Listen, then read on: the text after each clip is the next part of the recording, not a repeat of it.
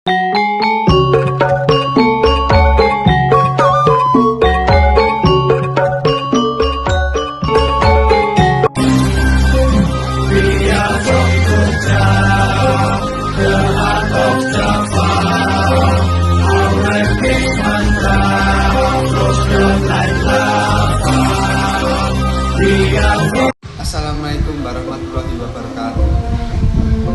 Katentreman kawijunan kebahagiaan mugi kajiwa kasurira kula panjenengan sedaya paraden saking dumadi.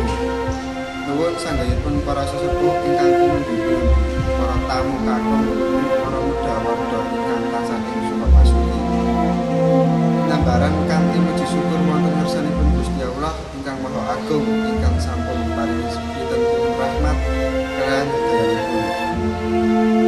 Katitik ing wekdal punika kula panjenengan sedaya saged makempal wonten ing dalemipun Bapak Suhindra sapuluh ngati adi acara pedang sedang kangge putranipun inggih punika Dik Agung.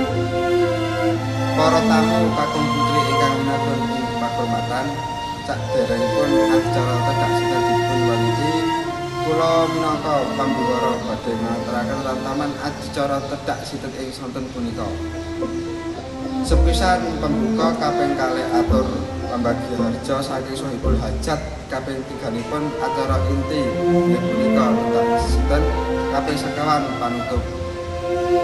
Bapak Ibu saha para tamu sedaya ingkang winantuk ing pakurmatan mekaten lantaman acara tedak sinten ing sonten punika sakderengipun adicara dipun wiwiti, sumangga sareng-sareng mas basmalah langkung rumiyin.